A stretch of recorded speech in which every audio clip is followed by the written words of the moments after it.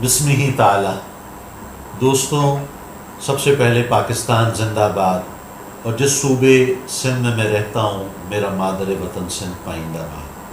आज मेरी इंतहाई खुशनसीबी है कि जिस शख्सियत का इंटरव्यू करने का मुझे शर्फ हासिल हो रहा है, वो न सिर्फ पाकिस्तान, न सिर्फ सिंध, बल्कि खानज़ादा राजपूत बिरादरी की भी एक मुक़्तदर और इंतहाई ज़ईम व फ़हीम शख्सियत है। मेरी मुराद respected professor doctor Abdul Qadeer Malik Khanzada Sahib से। डॉक्टर साहिब खानज़ादा राजपूत बिरादरी की ज़ईम व फ़हीम शख्सियत और पाकिस्तान में और बिलख़ुसूस सिंध के अंदर आपकी तालीम व ताल्लुम के हवाले से खिदमात अज़हर मिन अश-शम्स हैं। सिंध मेडिकल कॉलेज, जो कि कराची, जो कि सिंध की राजधानी है, दारुल खिलाफा है, उसकी एक मुमताज़ दर्सगाह है जहाँ से लोग डॉक्टर्स बनकर निकलते हैं और तबाबत और हिकमत के मैदान में अपना नाम रकम कराते हैं। उस कॉलेज के डॉक्टर साहब प्रिंसिपल रहे। तो आज हम बातचीत करेंगे respected professor doctor Abdul Qadeer Malik Khanzada Sahib से। डॉक्टर साहब, सबसे पहले तो बहुत शुक्रिया, आपने वक्त दिया आज इंटरव्यू के लिए, आपका शुक्रिया अदा करते हैं। डॉक्टर साहब, सबसे पहला मेरा सवाल आपसे ये है कि आप पाकिस्तान बनने से पहले दुनिया में तशरीफ़ लाए, यानी हिंदुस्तान, जो कि मुत्तहदा हिंदुस्तान पाकिस्तान बनने से कबल। तो कब आपकी पैदाइश हुई और पाकिस्तान जब तशरीफ़ लाए आप, तो कितने साल के थे और किस किस इदारे में आपने तालीम हासिल फरमाई? इस सवाल का जवाब नाज़रीन जानना चाहते हैं। जी डॉक्टर साहब। मेरा यौम पैदाइश 20 नवंबर 1937। तो माशाल्लाह कल आपकी सालगिरह है डॉक्टर साहब, मुबारक हो आपको एडवांस में। खैर मुबारक। माशाल्लाह। तिजारा, तहसील अलवर, स्टेट राजपूताना, इंडिया में। जी। मेरी प्राइमरी एजुकेशन वो तिजारे के प्राइमरी स्कूल, जिसको काजीवाड़ा प्राइमरी स्कूल कहते थे, जी, वहाँ हुई। और उस ही स्कूल में मेरे साथ मरहूम अजीत खानज़ादा, माशाल्लाह, बड़ा नाम रहा है सियासी और समाजी। अमान खानज़ादा मरहूम, और मर्दान खानज़ादा टंडलियार के, ये मेरे साथ मेरी क्लास वालों थे।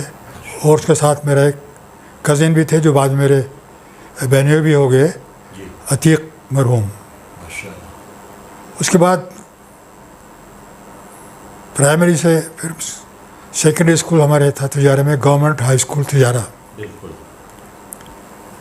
वहाँ मैं 5वीं जमात तक तालीम हासिल की। 5वीं जमात में ही हम थे कि फसादात फूट पड़े, और अगस्त के महीने में ग़ालिबन ये 7 या 8 अगस्त का वाक़या है कि पूरे शहर में फसाद और खौफ की सतह। तो डॉक्टर साहब, सन 1947 ही था। 47, यानी पाकिस्तान बनने से 6-7 दिन कबल की आप बात कर रहे हैं। जी जी। तो वो ऐसी फजा हो गई शहर में कि आग वाग लगी थी चारों तरफ से, मैं घुटन महसूस होने लगी। खानज़ादों के तिजारे में 3 मशहूर हवेलियाँ थी, और जिनमें 3 मुख्तलिफ़ मशहूर ख़ानदान आबाद थे अपने लवाक़ीन के साथ। अच्छा। उसमें एक थी अब्दुल्ला खां की हवेली। अच्छा। जिसमें अब्दुल्ला खान जो थानेदार वहाब साहब सही के वालिद और मजीद खानज़ादा के दादा थे, जी, उनकी हवेली अब्दुल्ला खान की हवेली कहलाती थी। इसी हवेली में 10-15 और ख़ानदान रहते थे, जिसमें से एक मशहूर ख़ानदान ठेकेदार रहमत खान आपके जो ये जो आपके दादा के ससुर दादा नदीम साहब के ससुर जी माशाल्लाह। वो और उसके अलावा कप्तान अजीज़ खान मजीद खान के वालिद। जी जी एक फैमिली थी जो तहसीलदार शफीक, उनके बेटे होते थे हाजी अबरार, जो टंडोयार में होते हैं, वो भी इसमें राहत वजीर थे। एक और मशहूर थे चौधरी जरदार खान, वो मेरे वालिद साहब के दादा होते थे रिश्ते में। बाजी बिल्लो आपा जी 9 नंबर में, जी आपा बिल्लो के वालिद, ये भी उसमें थे। और उसके अलावा उसी हवेली में बाबा सदरुद्दीन सुबेदार हमीद खान होते हैं, हनीफ खान जी 9 नंबर में, बिल्कुल इसका बेटा जावेद है सऊदी अरब में, जी जी। वो जौहर वो भी उसमें रहते थे। वो मेरी वाइफ के दादा होते थे। और ये चौधरी इमादुद्दीन भी वहीं होते थे खानजादा? इमादुद्दीन रहमत साहब के साथ में होते थे। अच्छा रहमत खान ठेकेदार, छोटे भाई के अब्दुल वाहिद थे, जी वो पटवारी थे। और उसके बाद सबसे छोटे जो थे इमादुद्दीन थे, सही। वो फ़ौज में थे। ये 2 हवेलियाँ होगी मशहूर, इसमें और शामिल हो जाता है ख़ानदान। ये अब जी बात कर रहा हूँ, बाबा सदरुद्दीन, शफ़ी ख़ान और जरदार, ये हवेली में होते थे जो जरदार की हवेली का थे, चौधरी जरदार की हवेली। इसी में डॉक्टर साबिर ख़ान टंडोलियार वाले जी के वालिद भी इसी में रहते थे। माशाल्लाह। और ये इनके नाना जो थे जी जमाली साहब, गफूर जमाली, वो भी इसी हवेली में क़याम रखते थे। 2 हवेली हो गई। तीसरी हवेली थी यासीन ख़ान की हवेली। जी वो हवेली जो थी वो शहर के बिल्कुल किनारे पे थी। और चौथी जो मशहूर हवेली थी, ये 3 हवेलियों का जो जिक्र किया, ये मुग़लों के ज़माने की बनी हुई थी। एक ज़माने में तिजारा मुग़लों के ज़माने में उस इलाके का दारुल ख़िलाफ़ा कहलाता था। लाल मस्जिद, वहाँ अभी भी एक स्टोन लगा हुआ है जिसमें ख़ानज़ादों की उस ज़माने की हुकूमत के ज़रूर इंदराजात हैं। चौथी हवेली जो मैं ज़िक्र कर रहा हूँ, वो ये सबसे अहम हवेली इख्तियार करती थी। इख्तियार अहमियत करने की वजह यह है कि सन 47 में जो सबसे पहले अटैक हुआ बलवाइयों ने, और बलवाई सिविलियन नहीं थे, फ़ौज पुलिस भी नहीं थी, फ़ौज थी, जिसमें अल्बर्ट स्टेट की फ़ौज, भरतपुर स्टेट की फ़ौज जी और साथ में जयपुर स्टेट की फ़ौज भी थी। इन्होंने मिलके उस हवेली पे हमला किया, चौथी हवेली जिसका नाम, और वो हवेली थी सूबेदार गफूर ख़ान, जिनके बेटे थे 2। एक था बरकतुल्लाह ख़ान, वो नाजिम थे, अच्छा नाजिम जिसको हम मुख्तार कार कहते हैं। बिल्कुल। छोटे बेटे रहमत ख़ान थे, वो अलीगढ़ यूनिवर्सिटी के स्टूडेंट थे। और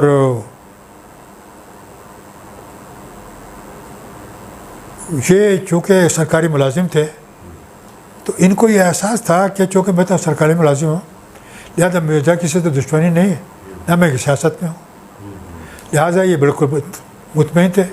लेकिन जब उन्होंने बंदूक का रुख इनकी हवेली की तरफ की है, तो इन्होंने से कहा भाई इस तरफ क्या माजरा है, मुझे आप क्यों निशाने पर रख रहे हो? मैं तो हुकूमत का आदमी हूँ और मेरा किसी सियासी जमात से कोई ताल्लुक़ नहीं। लेकिन वो बाकायदा अपना सिलसिला उन्होंने जारी रखा। उसी वक्त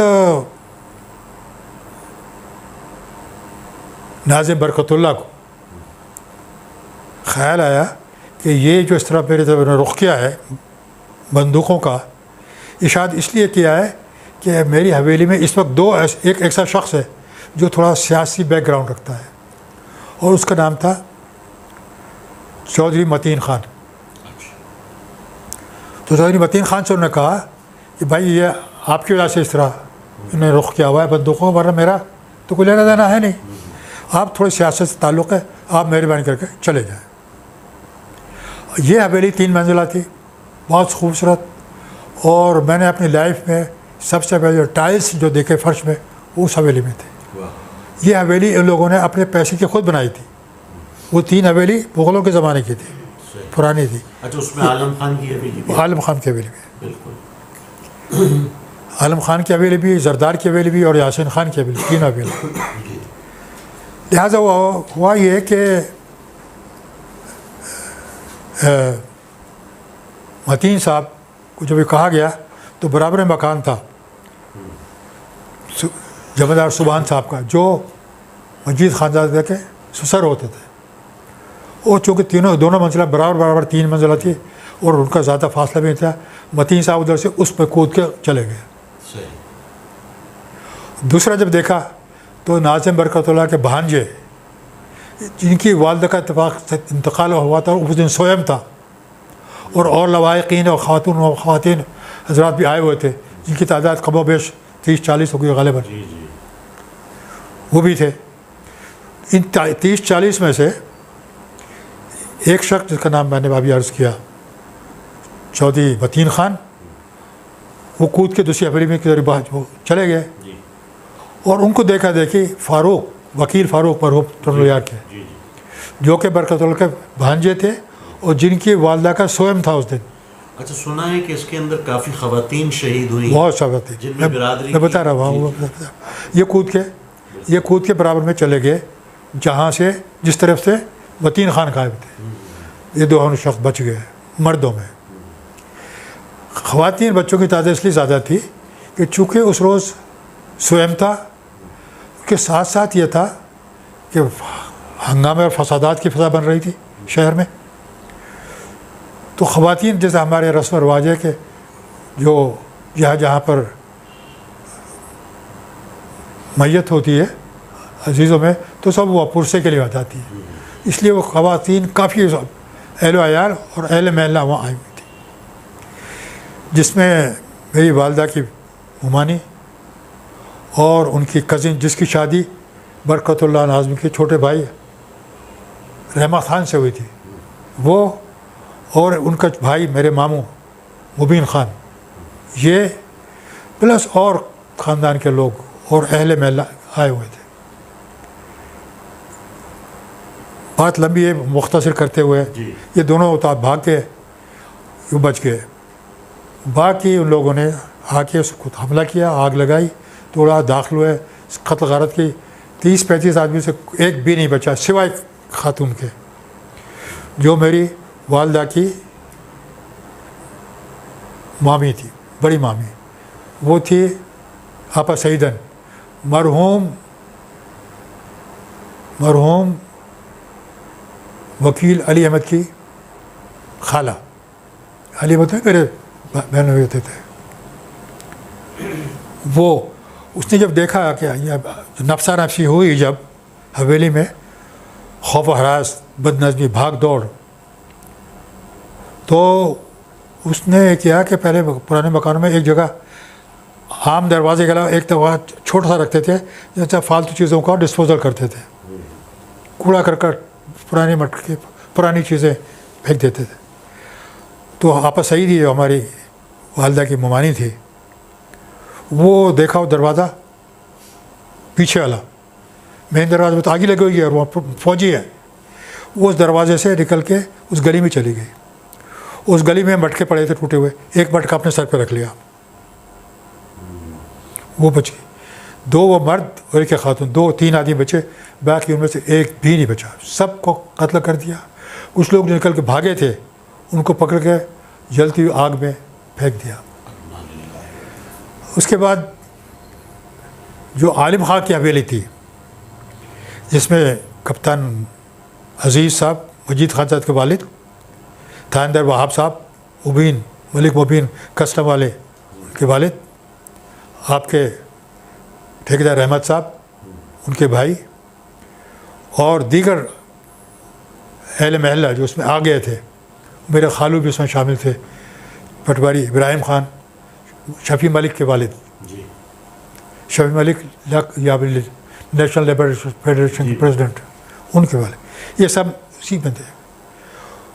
उन्होंने ये फ़ैसला किया कि भाई यहाँ से हमको निकलना चाहिए वरना हमारे साथ भी वही होगा जो वहाँ हुआ है। लिहाजा ये वहाँ से निकल के जंगल के सर दूसरे इलाके में चलने की इत्तेफाक से मैं और मेरा ख़ानदान भी उसी हवेली में था। अब आलम खां की ज़मीन है। सुबह 8 बजे 9 बजे करीब धुएँ की वजह से मुझे परेशानी हुई, तो चौधरी मुमताज़ जो थे वो मेरे वालिद के चचा थे, ज़मींदार थे, काफ़ी मशहूर थे। वो आए, वो कहने भाई यहाँ तो धुआं वहाँ बहुत हो रहा है, घबराहट हो रही, परेशानी, चलो यहाँ से चलते हैं। बाग है हमारी ज़मीन थी, बाग था नज़दीक, वहाँ चलते हैं। जब ये हंगामा ख़त्म होगा, आग वाग के धुआं ख़त्म हो जाएगी तो वापस आ जाएंगे। मेरा पूरा ख़ानदान जो फैमिली थी वो नसीराबाद अजमेर शरीफ के पास आए हुए थे।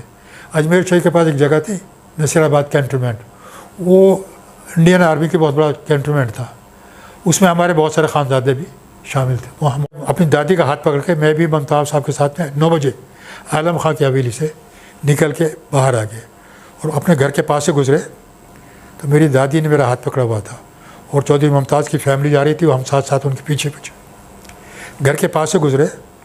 तो मुझे याद है वो अल्फाज सन 47 8 या 7 अगस्त के, मेरी दादी ने कहा कि लाला मेरे घर में दीवार में मैंने थोड़े पैसे जो है रुपए होते थे कॉइन, वो 10-11 हज़ार रुपये होंगे, ये वो तो बहुत होते हैं उस वक्त में, वो दीवार में चुने हुए हैं, तो आ जाओ उसको मैं खबाज करके और निकाल लेती हूँ फिर ताकि हमारे काम में रहें।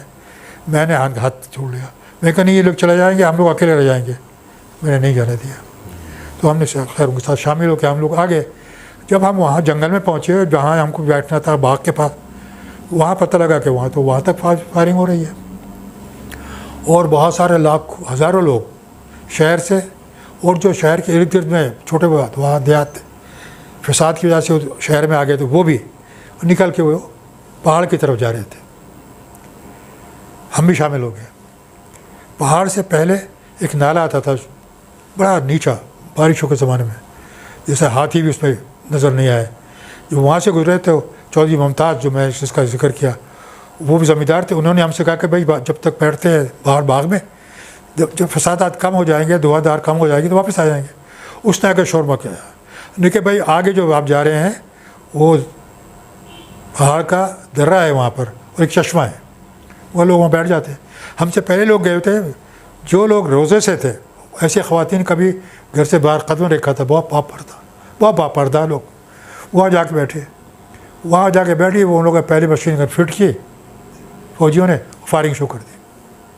अब मैं वहाँ और मेरे साथी वहाँ नहीं पहुँचे थे, हम उधर पहुँचने वाले थे, हम पहाड़ के किनारे ही थे और दर्रे में दाखिल होने वाले थे।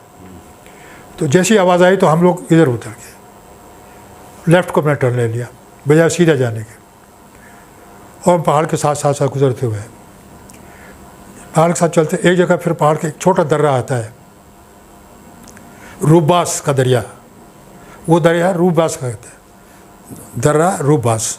वहाँ से निकल के पहाड़ के उस तरफ आ गया। वो तकरीबन 12-1 बज गए।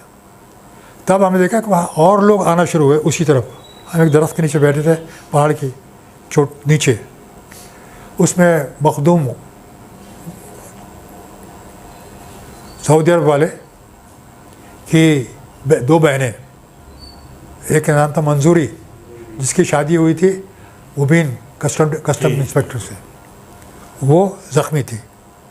उनकी बड़ी बहन जिनकी अहमद साहब से शादी, कनीज़, वो भी ज़ख्मी थी, और दूसरे दीगर लोग थे। उसके बाद हम वहाँ से चले। अब वापस जाने का तो था ही मामला, खबर आई कि सब कुछ ख़त्म हो गया। तो हमारे ईस्ट में जो आ जाते मशरिक़ की तरफ 2 पहाड़ आते थे। एक ग्रीन पहाड़ था जिसमें दर्रा था, जहाँ मैंने जिक्र किया, चश्मा था, लोग बैठे थे और वो मशीन गन फायर कर रही थी। उसके आगे चलते थे एक और बड़ा पहाड़ आता था जिसको हम कहते थे काला पहाड़। वो उसको हम जाके वहाँ से उतरते थे ईस्ट की तरफ, तो हम ज़िला गुड़गावा दिल्ली में पहुँच जाते थे। ये दिल्ली का इलाका है। तो हम वहाँ से फिर चले। शाम को हमने वो पहाड़ को चढ़ उतारा। पहाड़ बड़ा नीचे था, हमारी तरफ तो इतना नीचा नहीं था, लेकिन नीचे जो मशरिक़ में जहाँ पर ज़िला गुड़गावा शुरू होता था वो बहुत स्टीप था। वहाँ पहुँचे, वो छोटा सा गांव था, रात को वहाँ गुजारी। वहाँ से फिर चले गए, एक और छोटा गांव था, वो निस्बतन बड़ा था, इसके वो जब वहाँ पहुँचे तो हमसे पहले वहाँ हज़ारों लोग थे, कोई ज़ख्मी, किसी को छर्रे लगे हुए, किसी को गोली लगी हुई है, ख़वातीन, बच्चे।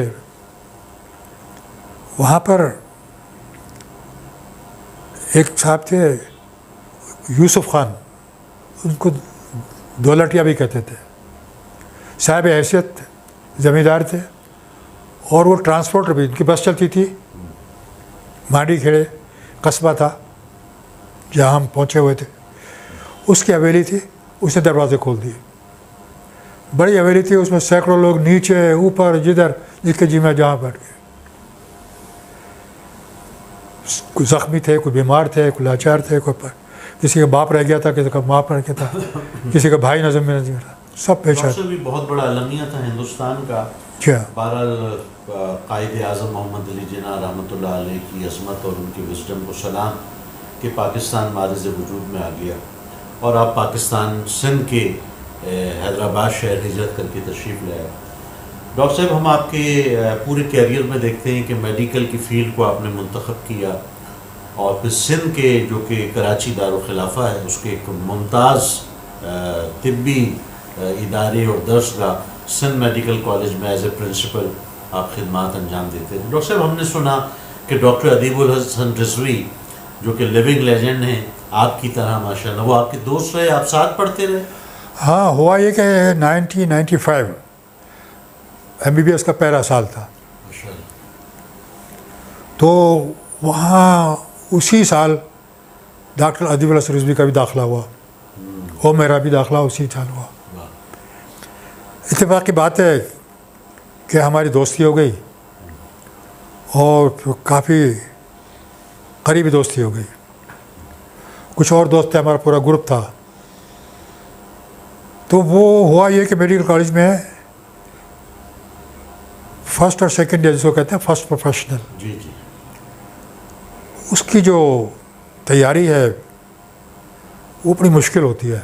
बिल्कुल, एनाटॉमी, फिजियोलॉजी, बायोकेमिस्ट्री, जी ख़ासकर एनाटॉमी, जिसमें इंसान के जिस्म के मुख्तलिफ हिस्से, बिल्कुल, उनके बड़ा माइन्यूट और बड़ा डिटेल डिस्क्रिप्शन होता है, जो आपको पढ़ना भी होता है। आपको डेड बॉडी का डिसेक्ट करना होता है, उसको डिसेक्ट करके आप अपने जो टीचर होता है उसको दिखाना होता है ऐसे ही, कि ये रग यहाँ से जा रही है, ये इस मसल में जा रही है, ये यहाँ शुरू होती है, ये यहाँ ख़त्म होता है, ये पट्टा यहाँ आ रहा है, इस हड्डी से जलता है, इस जोड़ से गुजर के इस हड्डी में लग कर ये इस तरह काम करता है।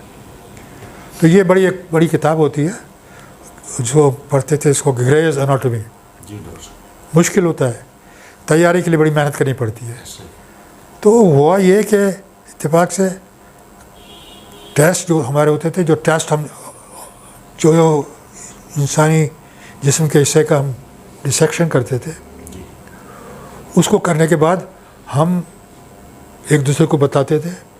चीर फाड़ तो एक ही करता था, एक पढ़ता जाता था, बाकी सुनते जाते थे, सही, पूरा बैच था।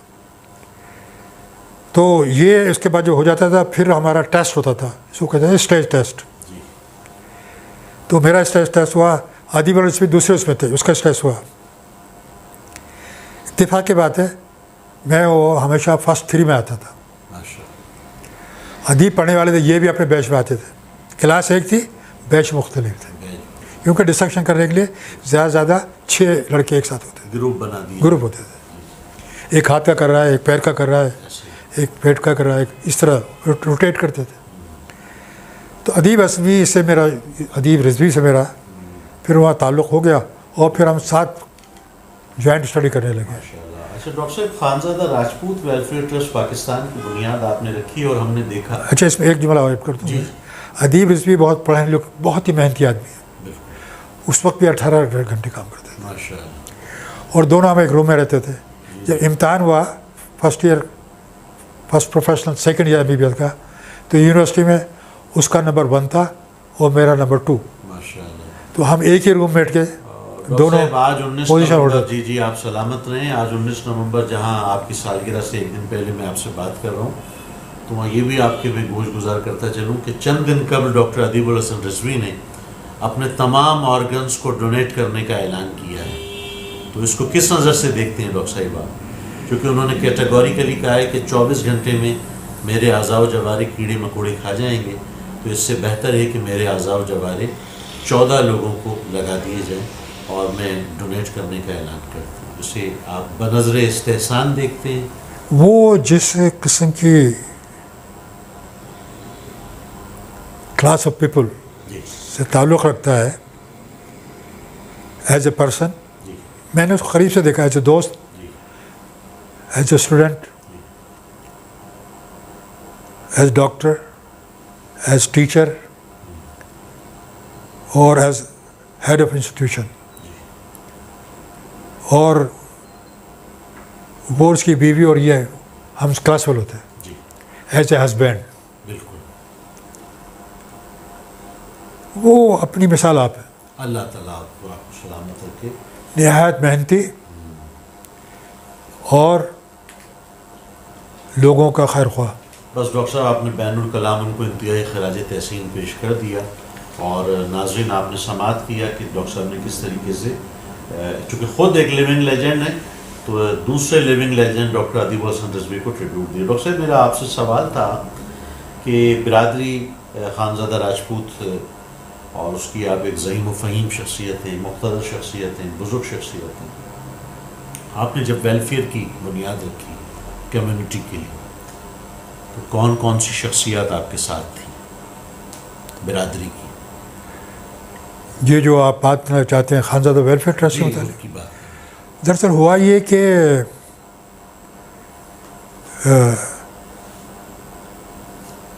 मैं और professor Jameel Khanzada government college alumni के मेंबर थे।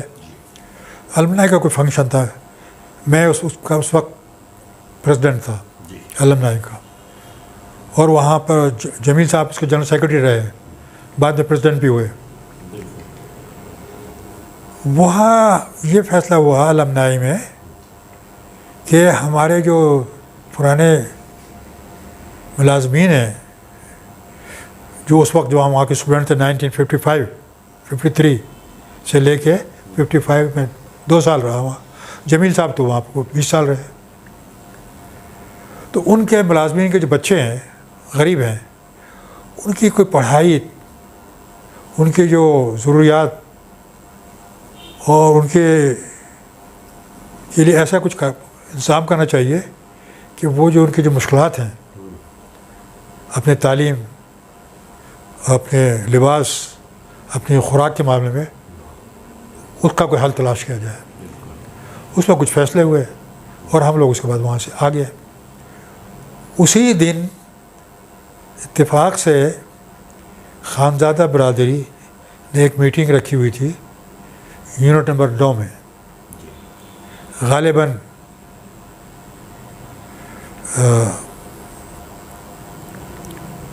ये थे अपने इकबाल मरहूम थे जो यूनाइटेड बैंक में थे, बल्कि नेशनल बैंक में थे, वो प्रोफेसर जमील के बहनों थे, गालिबन उनका मकान था। वहाँ मीटिंग, वहाँ जब हम गए तो मैंने जमील साहब से बात की और प्रोफेसर रईस भी थे, प्रोफेसर रईस। मैंने कहा यार हम लोग बात कर रहे हैं कि हमारे ज़माने के जो मुलाजमीन थे, उनके जो बच्चे थे, उनकी तालीम, उनका लिबास, उनकी खुराक की जो मुश्किलात हैं, उसमें उनके लिए कुछ मदद की जाए। तो ऐसे बहुत सारे तो हमारे भी हैं, हमने कभी उसके बताया सोचा ही नहीं, ना उनकी तालीम के मुतालिक, ना उनकी तकलीफ़ के मुतालिक, ना उनकी आगाज़ यहाँ से, जी हाँ, ना उनकी ज़रूरत। ये मैंने प्रपोज़ल पेश किया। और डॉक्टर साहब मैंने देखा कि प्रोफेसर जमील साहब ने जिस तरह लास्ट टाइम तक आपके साथ दामे कदम सुखन, बिल्कुल बिल्कुल, खानज़ादा साहब जो कि बिरादरी की बड़ी पॉलिटिकल एक मारूफ शख्सियत भी नहीं, बड़ा उन्होंने साथ दिया, बिल्कुल साथ दिया, और मेरे साथ उस वक्त मौजूद थे। तो जब मैंने कहा ये सब फैसले, मैंने सब फ़ोटो और लिए गए, ये सब कुछ जैसा होता है, तो मैंने कहा चूँकि मैंने प्रपोज़ किया है लिहाजा मेरा फ़ोटो ना लिया जाए। माशाअल्लाह। अच्छा डॉक्टर साहब मैं चाहता हूँ कि चूँकि आप पूरी बिरादरी के सिर्फ हवेली वालों के ही आप सर का ताज नहीं, बल्कि पाकिस्तान में जहाँ जहाँ खानज़ादा राजपूत बिरादरी रहती है तो वहाँ वहाँ के आप सर का ताज हैं, एक ही खानज़ादा के, और सिंध की आवाम के और पाकिस्तान के जो तबाबत और हिकमत के शोबे से वाबस्ता अफराद हैं। मैं चाहता हूँ दो एक ऐसी शख्सियात का भी आपसे पूछूँ ताकि बिरादरी, पूरी बिरादरी आपके इस इंटरव्यू को बनज़र इस्तेहसान देखे। डॉक्टर प्रोफेसर कफ़ील खानज़ादा साहिब के बारे में हम सुनते हैं कि उन्होंने खानज़ादा राजपूत बिरादरी का पहला आइन दिया, और एक सेठ कबीर खानज़ादा के मुतालिक भी बताएं। इन दोनों शख्सियात के बारे में भी थोड़ा सा सुनना चाहते हैं। प्रोफेसर कफ़ील खानज़ादा के वालिद थे खैरुद्दीन खानज़ादा जी। तो हिजरत के बाद वो आके हुसैनाबाद गिद्दू में आबाद हो गए। मेरा उनसे ताल्लुक़ तालिब इल्मी के हैसियत से कम रहा, इसलिए कि मैं एज में भी उनसे सीनियर था और मैं रहता था हैदराबाद में और वो गालिबन दूसरे स्कूल में थे। बहरहाल एक स्टेज ऐसी आती है कि बचपन ख़त्म होकर फिर जवानी शुरू होती है और फिर एक अमली ज़िंदगी शुरू होती है। सही बात। तो मैंने देखा अमली ज़िंदगी में कफ़ील साहब वो कहना चाहिए तहरीर और तकरीर के मामले में वो कहते हैं ना अंग्रेज़ी के लाइक ए ब्लैक हॉर्स, माशाअल्लाह। वो बहुत नुमाया तरीके से आए और फिर उन्होंने कई अखबारात में अपने मज़ामीन लिखे, बहुत अच्छे लिखते थे। और थोड़ा सा उनका ये भी था कि वो सियासत से भी दिलचस्पी रखते थे। वो खानज़ादा बिरादरी की मुख्तलिफ तकरीबात जो होती थी उसमें उनसे मुलाकात होती रहती थी। मुझसे बहुत मोहब्बत और इज्जत करते थे पीछे। इसी तरह डॉक्टर साहब सेठ कबीर खानज़ादा साहब के हवाले से, सेठ कबीर खानज़ादा साहब बिरादरी के लिए उनका कंट्रीब्यूशन भी काफ़ी रहा। सेठ कबीर खानज़ादा ऑफ दौलतपुर, बिल्कुल, डिस्ट्रिक्ट नौशेर फिरोज सिंध, डिस्ट्रिक्ट नौशेर फिरोज। उनको मैं बाइसत शागिर्द मेरा वास्ता नहीं रहा, चूँकि मैं उनसे गालिबन सीनियर था। वो गवर्नमेंट कॉलेज में जब आए तो मैं उस वक्त मेडिकल कॉलेज में जा चुका था। लेकिन उनका तारुफ मेरे साथ में मेरे वालिद के मार्फत हुआ। माशाअल्लाह। असल में डॉक्टर साहब ये आपके जूनियर थे। जी हाँ जी हाँ। अगर मैं अब एक ऐसी शख्सियत का जिक्र आपसे करने लगा हूँ सवाल की शक्ल में कि जो आपके भी सीनियर थे और उनके लिए कहा जाता है कि वो खानज़ादा राजपूत बिरादरी के पहले MBBS डॉक्टर थे। मेरी मुराद है रेस्पेक्टेड डॉक्टर नज़ीर खानज़ादा राजपूत साहिब से, जो कि मेरे दादा भी होते थे, मेरे वालिद गिरामी के खालू थे, जो कि बिरादरी के पहले MBBS थे।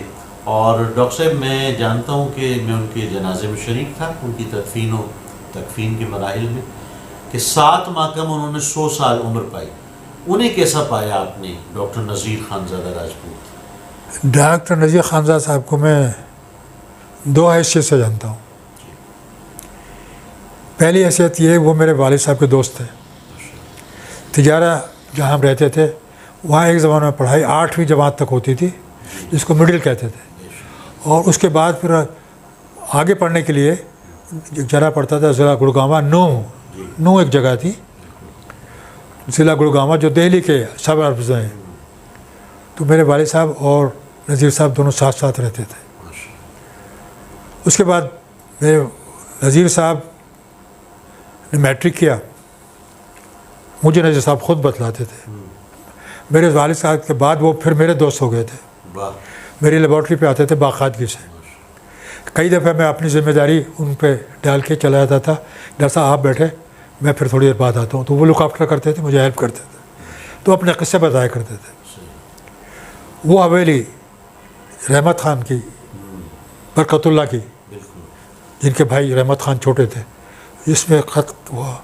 उसमें नज़ीर साहब की ख़ानदान, उनकी बेगम और उनके बच्चे भी थे, बच्चे चूँकि वो उनकी मामू की हवेली थी, वो भी उस पर रह गए। नज़ीर साहब के वालिद बाबा सुबहान खान, बाबूजी लोग कहते थे इनको, पढ़े लिखे थे। वो इनको अपने साथ लेके, नज़ीर साहब की वालिदा का इंतकाल हो गया तो ये दोनों, इनके बड़े भाई बशीर थे, साथ लेके पेशावर। बड़े भाई ने वहाँ से दौड़ लगा दी, वापस आ गए अपने नाना के पास, और नज़ीर साहब बाप के साथ रहे। लिहाजा इन्होंने मैट्रिक किया। और उस ज़माने में ये होता कि मैट्रिक करने के बाद आप एक शॉर्ट कोर्स करते थे, जिसको कहते हैं LMP, माशाअल्लाह। उसको कहते हैं लाइसेंशिएट मेडिकल प्रैक्टिशनर, LMP। वाह। इंडिया में मुसलमानों को हिंदू अंग्रेज़ों के साथ मिलके हर मामले में दबा के रखते थे, इसलिए कि मुसलमान तो उनके दुश्मन थे। मुसलमानों से अंग्रेज़ों ने हुकूमत छीनी थी। मुसलमानों ने जो बगावत हुई 1857, उसमें मुसलमान आगे थे। कत्ल गारदगरी में भी मुसलमानों का ज़्यादा हुआ। हिंदू तमाशाबीन थे, लिहाजा वो दुश्मन नंबर 1 मुसलमानों को समझते थे। और हिंदू भी, चूँकि हिंदुओं से भी हुकूमत मुसलमानों ने छीनी थी, मुसलमानों ने से हुकूमत अंग्रेज़ों ने छीनी थी। तो इस तरह से वो दोनों, अंग्रेज़ और हिंदू, मुसलमानों के दुश्मन थे। मुसलमानों को हर शुबा ज़िंदगी में पीछे रखते थे। नज़ीर साहब ने बताया कि मैं जब मेडिकल कॉलेज में अप्लाई किया, मैट्रिक के बाद LMP का 4 साल का कोर्स होता था, बड़ी बात। तो मुसलमानों को वो डिस्करेज कर देते और निगलेक्ट कर देते। कहने लगे जब मैंने इम्तहान दिया और मेरे पेपर जब देखे तो फिर इंटरव्यू के लिए बुलाया गया। जब इंटरव्यू होने शुरू हुआ तो उसमें बोर्ड में मुसलमान कोई नहीं था, एक बाकी हिंदू थे और एक अंग्रेज़ था। तो जब मेरा नंबर आया तो उन्होंने कहा नहीं, छोड़ो दूसरे को बुलाओ, ये ठीक नहीं, पेपर। लेकिन वो अंग्रेज़ ने मेरी सवालात की कापी वो देख रहा था, तो उसने कहा no call him, we should give him a chance, he has done very well in this theory. तो उन्होंने बुला लिया और इनका सिलेक्शन हो गया। माशाअल्लाह। तो ये इस तरह इंदौर मेडिकल कॉलेज में, बड़ी बात। वहाँ से LMP किया उन्होंने। फिर ये फौज में चले गए, कप्तान हो गए। इसी दौरान में फसादात हुए, सारा ख़ानदान तहक़ कर दिया। फिर ये वहाँ डिप्रेस हो गए, फ़ौज छोड़ दी इन्होंने। उसी ज़माने में एक डॉक्टर फ़ौज में उससे पहले थे, वो इनसे सीनियर, वो थे सिद्दीक़, डॉक्टर सिद्दीक़।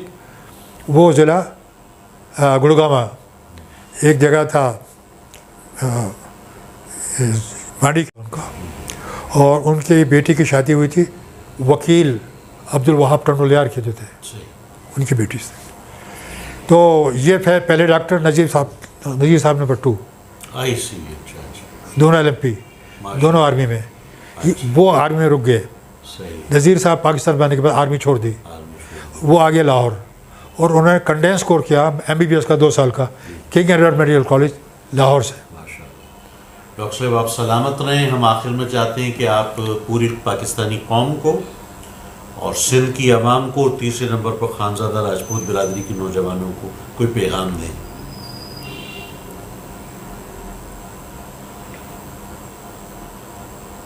मैं समझता हूँ कि बातें तो बहुत करने की है जी, टाइम बहुत महदूद है।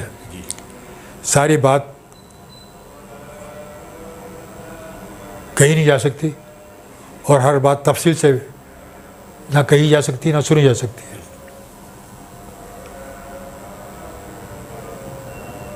मैं 2-3 बात कहना चाहूँगा।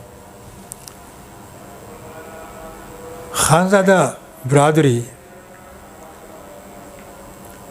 इंडिया में ज़िला अलवर, ज़िला भरतपुर और ज़िला जयपुर के चंद गांव, कोट कासिम और कोट कासिम में पहला जो खानजाद बरादरी का पहले जो शहीद हुआ वो कोट कासिम में हुआ।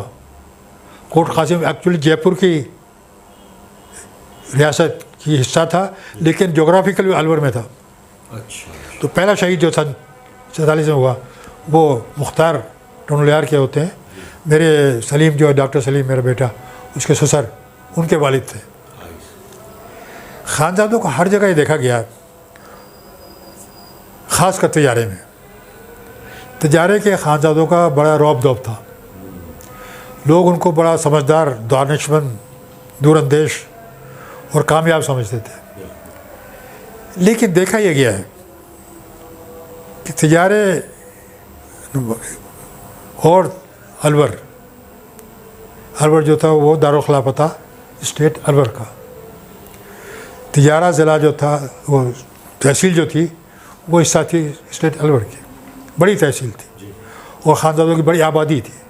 बड़े पढ़े लिखे लोग भी होते थे, बहुत सारे लोग आर्मी में बहुत थे और कुछ ऐसे थे जैसे इसको आप थानेदार कहते हैं, थानेदार वहाब साहब, नाज़िम बरकतुल्लाह, चंद एक और, बाकी फ़ौज में थे। लेकिन एक चीज़ जो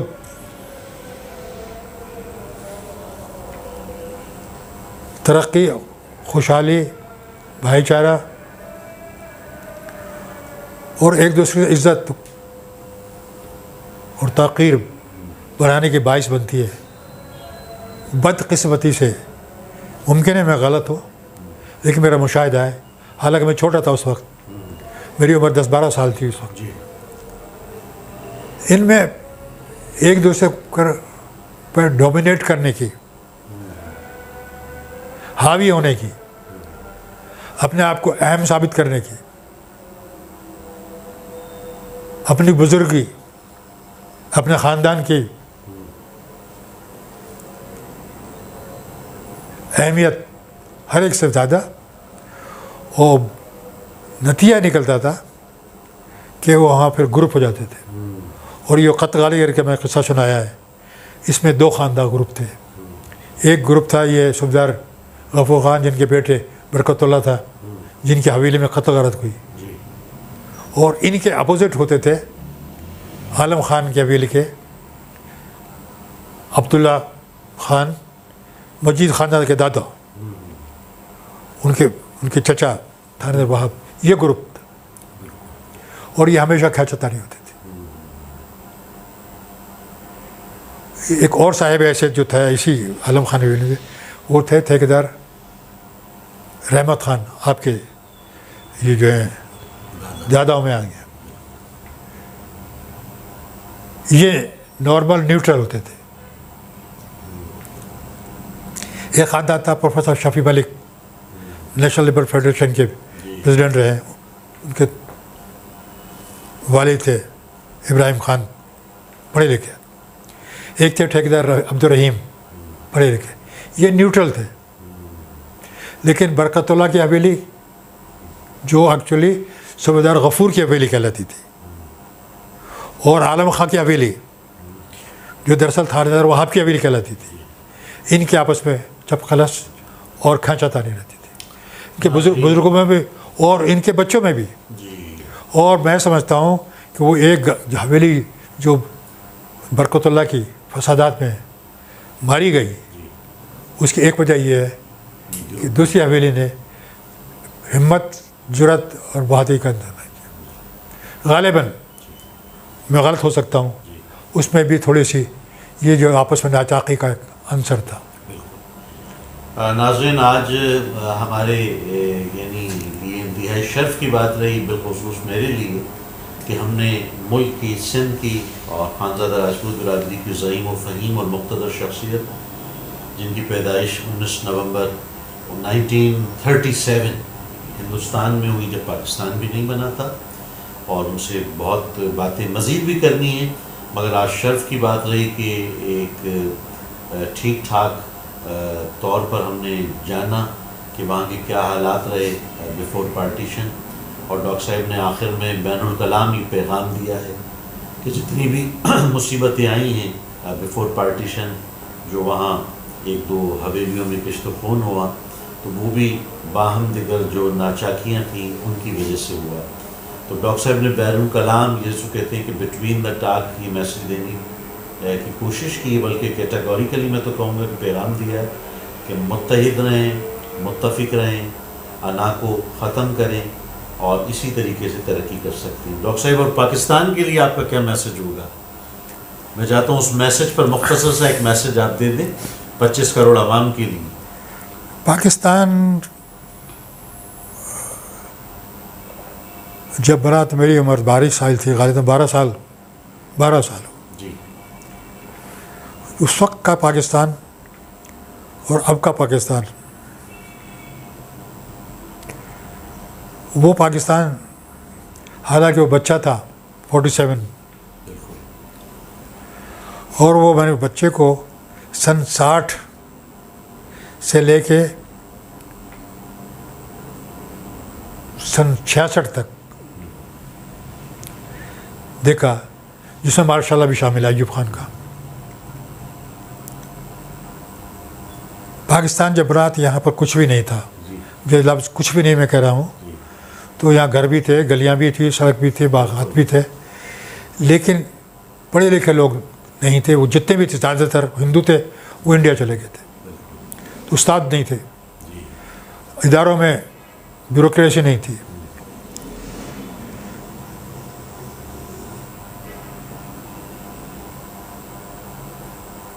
तो जब इंडिया से लोग आए, अलीगढ़ यूनिवर्सिटी के, इलाहाबाद यूनिवर्सिटी के, दिल्ली यूनिवर्सिटी के, तो उन्होंने वो कमी पूरी की।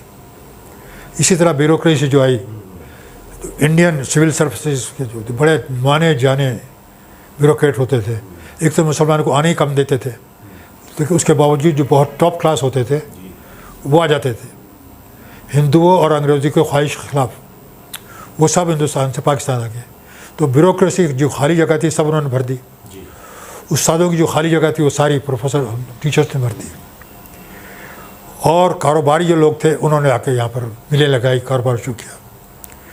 पाकिस्तान ने बड़ी जल्दी से तरक्की की, और इतनी तरक्की की कि हालांकि उस हमारा अय्यूब खान के मार्शल का था, यहाँ पर कोरिया, मलेशिया, इंडोनेशिया और फारिस के लोग आते थे ये देखने के लिए कि यहाँ कारोबार लोग कैसे करते हैं, इंडस्ट्री कैसे कायम करती है, मिलें कैसे चलाते हैं, यहाँ देखने आते थे, और यहाँ कारोबार के अलावा नौकरी करने आते थे।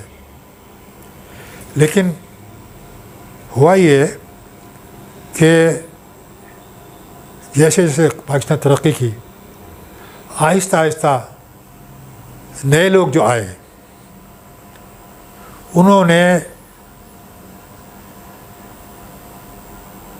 अपने आप को अब कंपटीटर समझ लिया। उनका जो पहले आए हुए हैं सीनियर आए हुए से मुराद है जो महकमों के अंदर मौजूद हैं, वो शागिर्द जिनको पढ़ाया इनके उस्तादों ने, वो शागिर्द बाहर से पोस्ट ग्रेजुएशन करके आए, अब वो उन उस्तादों की जगह आना चाहते थे। अब उस्तादों की जगह आने में तो वक्त लगता है, जब से उस्ताद रिटायर हो जगह होगी।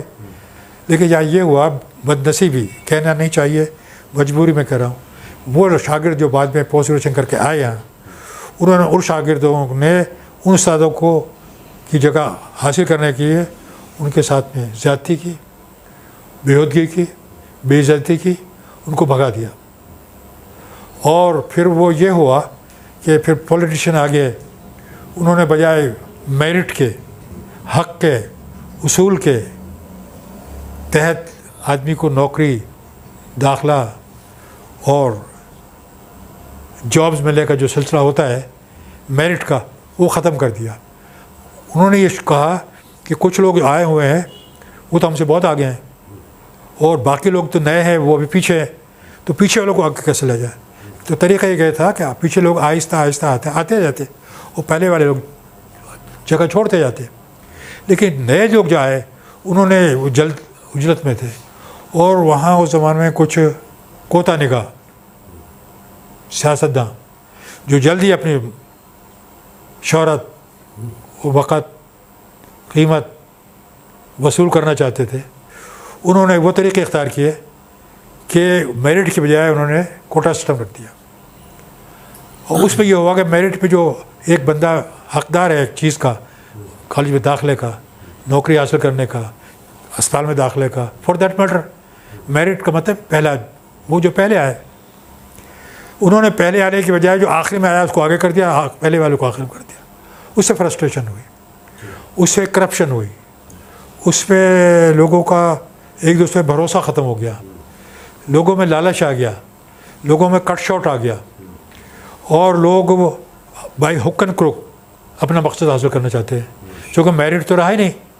अब तो ये कि जिसके पास पावर है, पिस्टल है और पार्टी है, वो अपना काम करा लेता है। नाज़रीन, बाकी डॉक्टर रहता है। साहब ने बैनुल कलाम जिसको कहते हैं बिटवीन द टाक अपना पैगाम दे दिया है कौम के नाम कि जब तक मेरिट नहीं होगा पाकिस्तानी कौम तरक्की नहीं कर सकती। डॉक्टर साहब बहुत शुक्रगुजार हूँ आपका कि आपने कमो बेश 1 घंटा हमसे गुफ्तगू की है।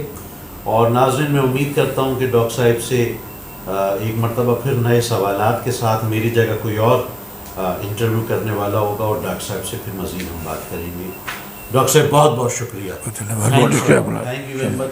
पाकिस्तान जिंदाबाद, मादर वतन सिंध। अच्छा।